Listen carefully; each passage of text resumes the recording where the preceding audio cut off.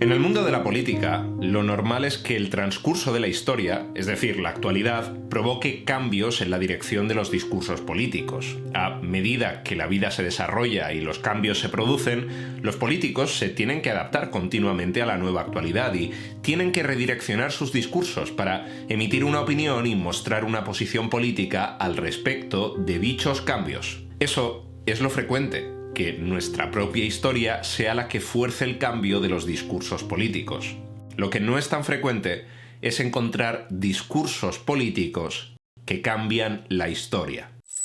Este pasado jueves 24 de febrero de 2022, Vladimir Putin, presidente de Rusia, dio un discurso que cambió la historia de nuestro mundo. El pronunciamiento de Putin, de casi media hora de duración, no solo marcó el inicio de la invasión rusa de Ucrania, que el presidente calificó como una operación militar especial, sino que también es una prueba en carne viva de que, desde el momento en el que el discurso termina, Rusia adquiere una posición totalmente antioccidental y absolutamente confrontadora frente a un sector del mundo al que califica como el imperio de la mentira. Hoy analizamos el discurso de Vladimir Putin. Soy Jorge Coloma, un periodista que analiza y explica política desde cero en YouTube, y esto es Discursos Políticos, la sección de Despolítica donde investigamos qué dicen los políticos del mundo y, ante todo, qué es lo que quieren decir en realidad. Y hoy es un día especial, porque normalmente te diría que contrastases por ti mismo la información que dejo en la descripción de todos y cada uno de mis vídeos, que además suele ser de unos cuantos colores políticos diferentes,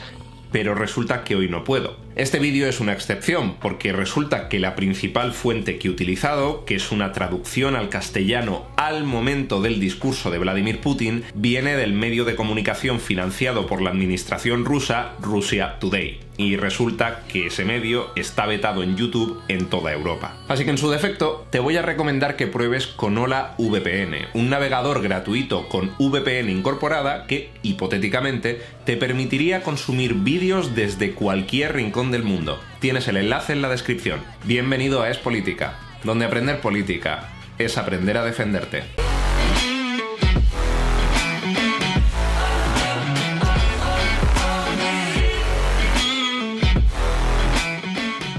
Como siempre en este tipo de vídeos, os recuerdo que voy a ir haciendo pequeños saltos en el discurso, ¿de acuerdo? No lo vamos a analizar en su totalidad porque son 28 minutos y se me puede quedar fácilmente un vídeo de 2 horas. Cuando corto cosas es porque creo que son repetitivas o porque creo que tampoco tienen tanto interés. Pero ya os he robado suficiente tiempo y vosotros habéis venido aquí a ver un análisis de discurso, así que vamos para adentro. Queridos amigos, hoy considero necesario volver a los acontecimientos trágicos que tienen lugar en Donbass y los asuntos clave de la seguridad de la propia Rusia. Bien, esto tiene toda la pinta de ser una recapitulación sin más. Se sabe bien que a lo largo de 30 años, con tenacidad y paciencia, tratamos de acordar con los principales países de la OTAN los principios de la seguridad íntegra e indivisible en Europa. Como respuesta a nuestras propuestas, constantemente tuvimos que enfrentar mentiras o intentos de presionar y chantajearnos. Y la alianza, mientras tanto, pese a todas nuestras protestas y preocupaciones, sigue extendiéndose. La máquina militar va avanzando y, repito, va acercándose a nuestras fronteras. Bien, de acuerdo. ¿Qué es lo que tenemos hasta ahora? Esto es la introducción del discurso. Cualquier introducción de un discurso político, por mayores o menores virguerías que intente hacer a la hora de presentar el tema de forma más o menos directa o indirecta, sí que tiene que presentar la temática principal del discurso. En este caso, es una temática que es bastante curiosa, ¿de acuerdo?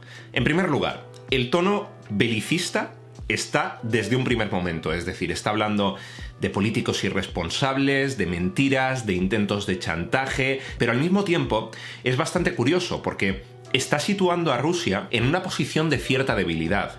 Frases como, por ejemplo, tratamos de negociar durante años, sitúan a Rusia como, en realidad, la parte que más perjudicada ha salido de esas negociaciones, la parte que más débil ha salido de esas negociaciones.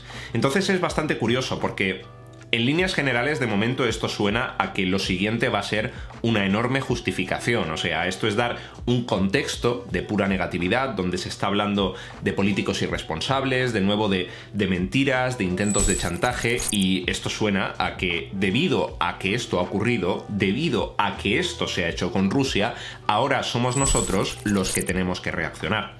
Vamos a seguir un poco más adelante, a ver qué nos vamos encontrando. ¿Por qué sucede todo esto? ¿De dónde viene esta manera insolente de dialogar desde la postura de superioridad y arbitrariedad? Ahora se va a explicar el problema, entiendo. La Unión Soviética a finales de los años 80 del siglo pasado quedó debilitada y luego se desintegró. Todos los acontecimientos de aquel entonces son una buena lección para nosotros. Nos demostraron que la parálisis del poder de la voluntad es el primer paso a la total degradación y olvido. Bien, esto es muy interesante, ¿de acuerdo? Esto es muy interesante. Recordamos, pequeña recapitulación. Se ha hablado de que Rusia ha tratado de negociar durante años, de que el país ha sido víctima de mentiras y de intentos de chantaje. Inmediatamente después, Putin lo que hace es decir, ¿de dónde surge este problema, bajo nuestro juicio? ¿Cuál es el origen de este problema? ¿Cómo hemos llegado a esta situación de debilidad? ¿Cierto? Y lo que hace es que lleva la mirada directamente hacia la Rusia postsoviética, o mejor dicho, a la desintegración de la URSS, ¿de acuerdo? Y lo que dice ahí es que la desintegración de la Unión Soviética, y lo que después se reconfigura como Rusia, como Estado moderno, es el principio del fin y de hecho es el propio desencadenante de esta situación. Lo que dice es que la desintegración de la Unión Soviética bien podría suponer, o por lo menos parece que se está indicando el discurso hacia esta dirección, que bien podría suponer la futura desaparición de Rusia en el futuro, puesto que Rusia parece que se ha quedado quieta en eso que denomina como la parálisis del poder, ¿verdad? Dice que la lección a aprender de la desintegración de la Unión Soviética es permanecer quieto en el juego del poder, es la parálisis, y que por lo tanto esa parálisis es lo que ahora mismo en este momento está amenazando a Rusia. Veamos cómo sigue. El balance de las fuerzas en el mundo se quebró. Esto llevó al hecho de que los acuerdos y los convenios de anterior ya prácticamente no estaban funcionando. Las persuasiones y las peticiones no ayudaban. Todo lo que no le parece bien al hegemono, a los centros de poder lo declaran arcaico, obsoleto e innecesario. Bien, lo que está señalando aquí básicamente es que es precisamente esa misma desintegración de la Unión Soviética la que lleva, de nuevo todo en línea con el discurso que está planteando en este momento, a que Rusia pierda su posición como, digamos, de agente negociador en el mundo de la diplomacia, del mundo moderno. Es decir, aquí se trata de situar a Rusia en una posición opuesta frente a lo que Vladimir Putin está denominando como el poder hegemónico, ¿de acuerdo? Lo que está diciendo es que Rusia perdió confianza, que el balance del mundo se rompió, que se perdió la capacidad de negociación y que el mundo trató de dejarle atrás y de silenciarle, que es precisamente como se refiere al poder hegemónico. ¿Cuál va a ser el poder hegemónico? A poco que cambie mucho el discurso, el poder hegemónico va a ser Occidente, de cara a la visión que plantea Vladimir Putin. De lo que estoy hablando no tiene que ver solo con Rusia y no provoca solo nuestra preocupación. Esto tiene que ver con todo el sistema de las relaciones internacionales y a menudo incluso a los propios aliados de Estados Unidos.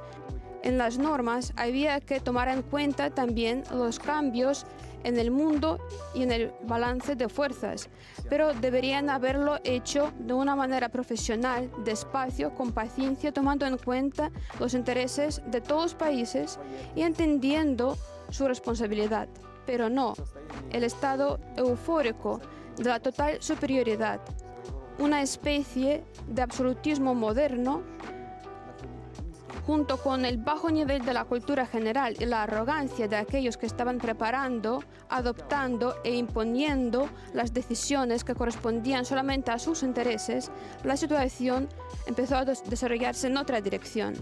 Hemos visto esa introducción donde Vladimir Putin empezaba pues a marcar las líneas generales de lo que es el discurso hasta ahora. Vladimir Putin lo que está haciendo no es cortar lazos con Occidente, pero es situar a Occidente como una potencia completamente amenazadora que se ha repartido el mundo a su total y completo antojo y ha dejado a una serie de países en una situación de enorme debilidad. Este es básicamente el resumen hasta ahora y es un resumen que es muy importante porque esto es un discurso que es muy violento en sus palabras. Es decir, en el terreno de las relaciones internacionales, de las relaciones diplomáticas, los mensajes suelen ser mucho más sutiles, mucho menos directos y desde luego no se suele utilizar un tono tan agresivo, lo cual nos deja claro, de nuevo, que esto es un discurso que, para bien o para mal, marca el rumbo de la historia moderna, porque esto supone un punto y aparte en lo que se refiere a las relaciones de Rusia con, efectivamente, el resto de Occidente. Sigamos. Los ejemplos son muchos. Primero, sin cualquier sanción del Consejo de Seguridad de la ONU, realizaron una operación militar sangrienta contra Belgrado. Utilizaron aviación, el cajón de misiles mierda. en el mismo corazón Clásico. de Europa. Varias semanas de bombardeos de ciudades pacíficas y la infraestructura vital. Debemos recordar estos hechos porque algunos compañeros en el occidente no les gusta recordar estos conocimientos y cuando hablamos de este tema prefieren priorizar no las normas del derecho internacional sino las circunstancias.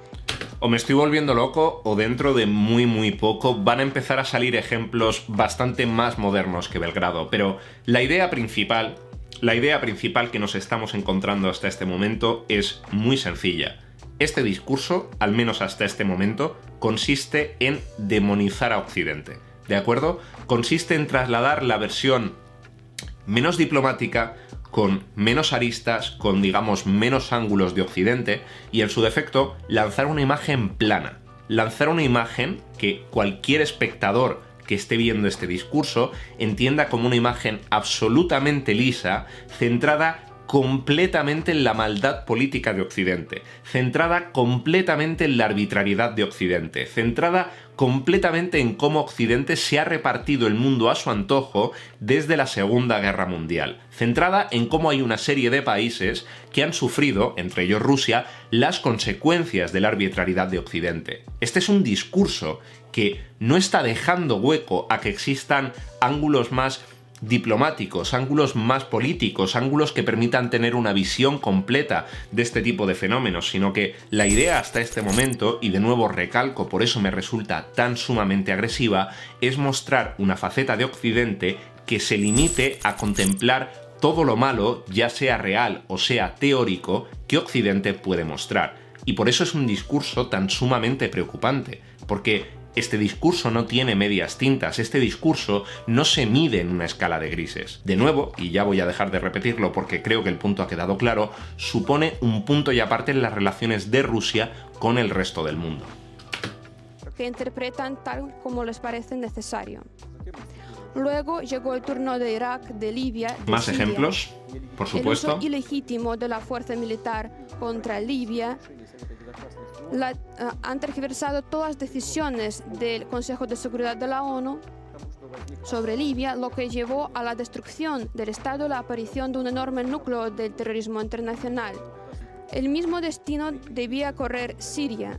Las acciones militares de la coalición occidental en el territorio de este país, sin el permiso del gobierno sirio, pero un lugar especial en esta serie lo ocupa, por supuesto, la intervención en Irak, que además careció de todo tipo de bases legales. Quiero decir, hay una cosa que no me quito de la cabeza, me está rondando continuamente mientras estoy viendo esto, y es que no dejo de pensar en lo verdaderamente simplista que es esta retórica.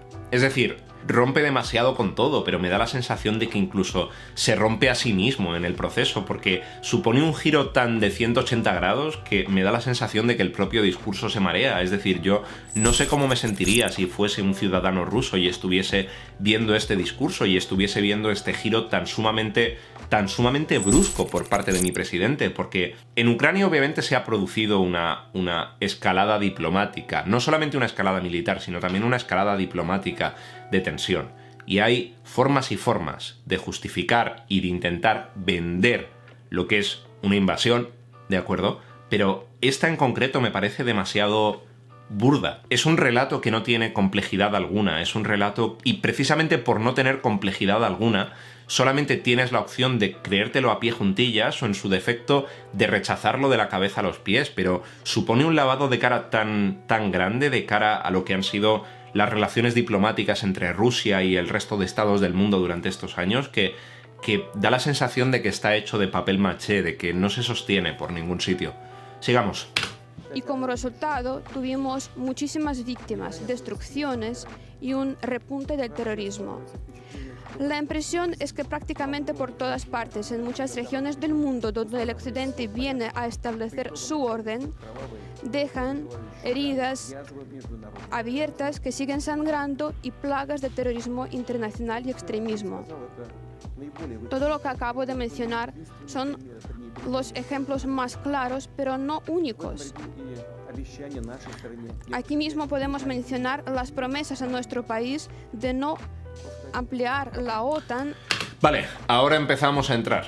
Ahora empezamos a entrar en el tema de la materia. La idea es seguir trasladando y escalando esa idea de que Occidente es un bloque de maldad absoluta que lleva engañando a un montón de países desde hace un montón de años, que deja heridas abiertas, extremismo y terrorismo allá donde va, saltándose las normas del derecho internacional, interviniendo de forma militar en países donde no se les ha dado permiso, bombardeando a población civil y además de eso, y este es el punto principal de la cuestión, además de eso, otro de los múltiples ángulos desde los que podemos entender a Occidente como ese bloque de maldad del que habla Vladimir Putin es el ángulo de nos engañaron con la promesa de no ampliar la OTAN hacia Ucrania. Aquí es donde va a empezar de verdad el núcleo del discurso, lo verdaderamente importante. Lo anterior ha sido solo una antesala, ir preparando el terreno, ir sacando la alfombra para tener un tono concreto a la hora de hablar de este tema, a la hora de referirse a este tema. Aquí llega lo verdaderamente interesante. Pero Estados Unidos es un gran país, una potencia mundial. Todos sus satélites no solo apoyan sus decisiones en todos los asuntos, sino además replican su comportamiento y con entusiasmo reciben las normas que les proponen. Por eso podemos decir con total seguridad que todo el bloque occidental formado por Estados Unidos es precisamente el imperio de mentira. Bien. Ahora llega lo importante, y es que se está utilizando la expresión imperio de mentiras para referirse a todo el bloque occidental. Esto es una constante en los discursos políticos que cuentan con mayores o menores rasgos belicistas. En este caso, obviamente, ya sabemos, porque el tiempo ya ha pasado, que era un discurso 100% dirigido al belicismo. Pero en este tipo de discursos, lo que funciona muy bien es ir produciendo esa escalada continua hacia arriba. Si os fijáis, se está empezando poco a poco, se empieza con una serie de preguntas allá por la intro, cómo hemos llegado a esta situación, dónde está la raíz del problema. Entonces se va haciendo un recorrido histórico por todas las situaciones donde Rusia, de nuevo bajo la visión de Vladimir Putin, se ha convertido en la gran víctima de la historia, se ha convertido en un país debilitado y ciertamente engañado a través de las promesas que le hicieron y que luego no se cumplieron, y como el gran enemigo al mismo tiempo, como Occidente, el conjunto de todo Occidente, se va convirtiendo en el gran enemigo, en el imperio de la mentira. Este tipo de discursos no toleran la discrepancia, no toleran la posibilidad de que existan narrativas alternativas que puedan explicar un fenómeno. Este discurso trata de ser totalitario, pero no totalitario en el sentido tradicional que podríamos asignar al mundo político, sino totalitario en el sentido de que trata de explicar absolutamente todo lo que está ocurriendo a través de una razón tan sumamente infantil como decir Occidente es el imperio de la mentira y son el gran poder hegemónico en el mundo sin que ningún otro poder cuestione, digamos, las decisiones que toma y nos han conducido a esta situación. ¿De acuerdo? Este es básicamente el resumen hasta ahora.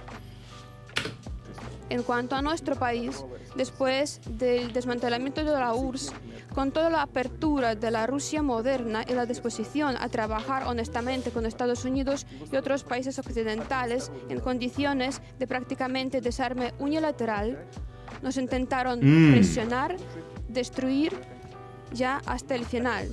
Y así fue en los años 90, a principios de los años 2000, cuando el llamado Occidente colectivo de la manera más intensa estaba apoyando el separatismo y las bandas de terroristas en el sur de Rusia. No sé si estáis viendo la estructura tal y como lo estoy viendo yo, pero literalmente es la tercera ocasión que Putin está utilizando la misma estructura de forma repetida. Es decir, coloca a Rusia en una posición de inferioridad por, obviamente, una causa correlacionada directamente con el bloque entero de Occidente, ¿de acuerdo? Y automáticamente después la vuelve a colocar en una situación de apenas supervivencia, apenas Rusia está sobreviviendo a lo que Occidente está haciendo, para volver a repetir la estructura desde el principio. Así que, ¿cuál es la idea de fondo? Muy sencillo, que como por desgracia sabemos en estos momentos, la única opción que quede frente a este tipo de discursos, la única opción que queda para justificar todo lo que se está diciendo, sea tomar una medida absolutamente radical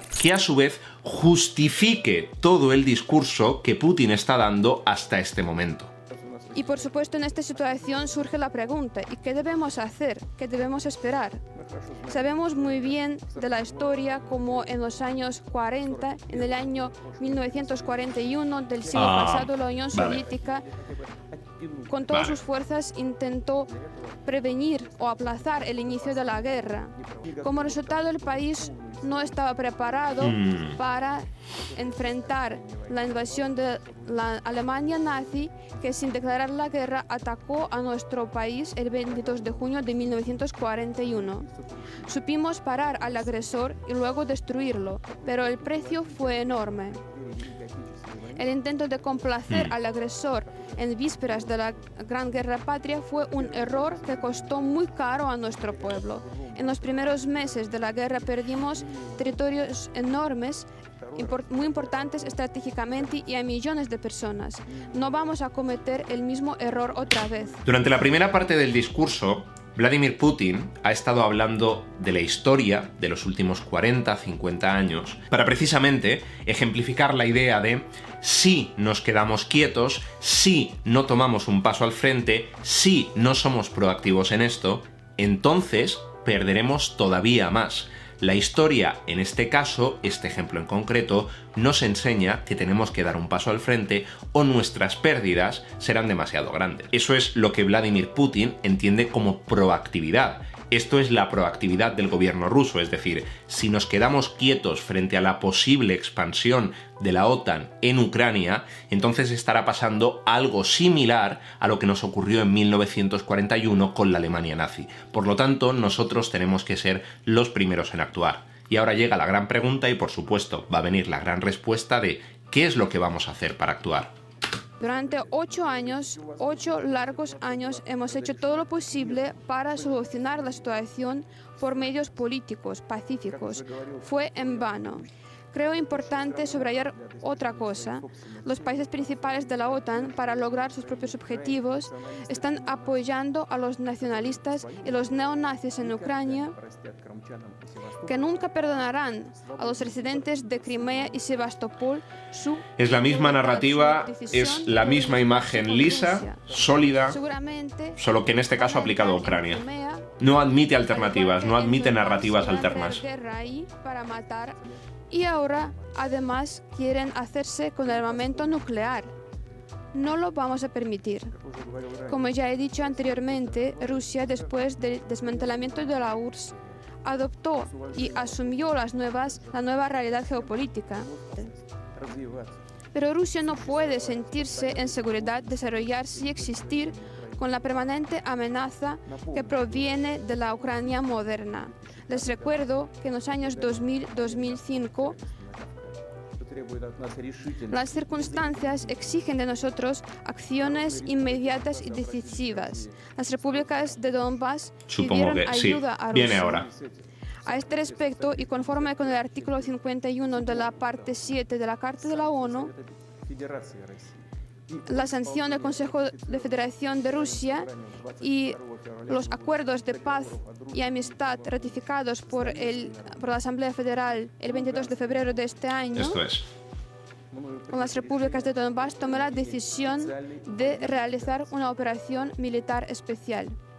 Bueno, pues hemos tardado casi 21 minutos en llegar hasta este punto, casi 21 minutos de contexto, pero aquí está. Esta es la razón de todo este contexto. Esto es, ¿verdad?, la gran frase, el gran titular. He tomado la decisión de hacer esto con el objetivo de ¿qué? De parar los genocidios a población rusa que están ocurriendo en Ucrania y de desnazificar el gobierno. Eso son los dos grandes argumentos que se está presentando aquí.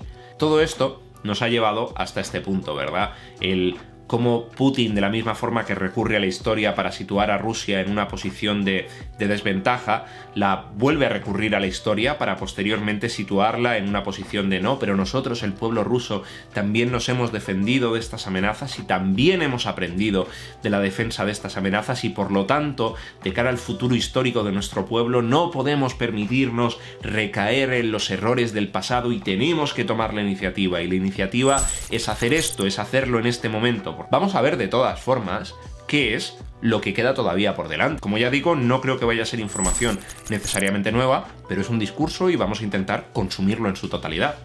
Los residentes pacíficos y también contra los ciudadanos de la Federación de Rusia. No tenemos planeado ocupar el territorio de Ucrania. No queremos imponer nada a nadie por fuerza. Me dirijo también a los ciudadanos de Ucrania. En el año 2014, Rusia se vio obligada a proteger a los residentes de Crimea y Sebastopol de aquellos a los que ustedes mismos los llaman nazis.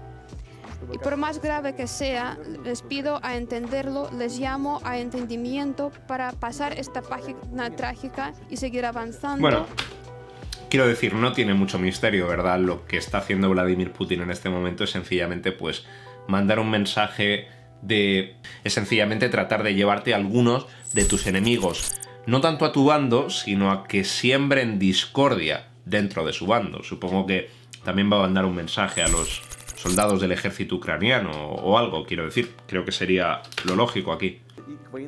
Asimismo, quisiera dirigirme a los militares de Ucrania. Estimados compañeros, sus padres, abuelos, no lucharon contra los nazis protegiendo a nuestra patria común para que los neonazis de hoy usurpen el poder en Ucrania.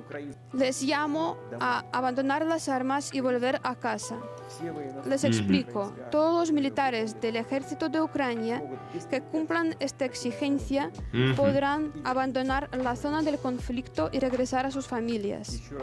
De la misma forma que quieres a unos sembrando discordia dentro de los sectores de la población civil, porque obviamente terminar con la moral del propio pueblo, con la idea de pelear del propio pueblo es la forma más sencilla de terminar con la guerra, de la misma forma que quieres que uno estén sembrando discordia, lo que no quieres es que otros estén peleando en el frente, ¿de acuerdo? Y esto es lo mismo que vuelve a hacer con la población civil, solo que en este caso con el ejército. Tengo curiosidad por saber cómo va a terminar esto, pero apenas quedan 3 minutos, así que no creo que vaya a decir de nuevo nada particularmente nuevo.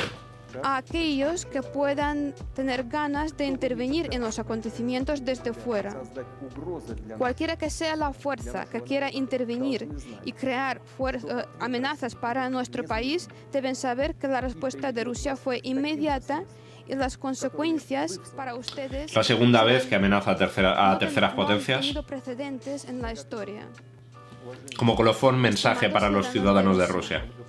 Ya se ha dirigido a la población civil de Ucrania, al ejército de Ucrania, ahora se tiene que dirigir a la población de Rusia e imagino que también al ejército ruso de una forma u otra. Sistema radical. Estimados compatriotas, estoy seguro de que los soldados y los oficiales de las Fuerzas Armadas de Rusia, fieles a su país, de una manera profesional cumplirán con su Ahora deber. se dirige a los soldados. Que todos los niveles del poder actúen de una manera eficiente, al igual que los especialistas responsables de la estabilidad de nuestra economía, el sistema financiero. Resultados serán logrados y podremos garantizar la seguridad de nuestro país. Creo en su apoyo, en la fuerza invencible que viene de nuestro ya estaría. amor Sin más, hacia la... ¿qué puedo decir? Esperaba un discurso ligeramente más complejo. Personalmente esperaba un discurso que utilizase técnicas ligeramente más complejas. Como os he dicho antes, me parece que a nivel de técnicas, a nivel de estructura, es tremendamente simple. También entiendo que en cierta forma el discurso, o este discurso en concreto, mejor dicho, necesita ser simple. Necesita ser simple porque es un discurso belicista y por eso tiene que ser completamente simple, porque es un discurso que llama y que invita a los tambores de guerra, y además lo hace desde un primer momento. O sea, desde un primer momento marca un tono tremendamente agresivo en lo referente a la utilización de ciertas palabras, tremendamente referente en ciertos modos de dirigirse a según qué agentes con los que hasta hacía escasos días, semanas, meses, Rusia mantenía una relación bastante cordial dentro de los ámbitos diplomáticos y comerciales. Es un discurso que está diseñado para romper el molde. Creo que no me queda mucho más por decir aquí, y creo que lo único que me queda por señalar en realidad es que espero que hayáis aprendido con este vídeo, ¿de acuerdo? Espero que este vídeo os haya servido para haceros reflexionar, aunque sea un poco, al respecto de cómo se construyen los discursos políticos, al respecto de cómo se pueden leer los discursos políticos, de los factores en los que nos podemos fijar a la hora de analizar la estructura, técnicas, tiempos, terminología, giros, formas de referirse a todos los elementos que componen el discurso a nivel lingüístico y a nivel semiótico. Por mi parte es eso, sencillamente espero que este vídeo os haya servido para aprender algo. Ha sido un auténtico placer por mi parte. Soy Jorge Coloma y, como siempre, si es personal, es política. Seeing monsters at your window, no you can't sleep.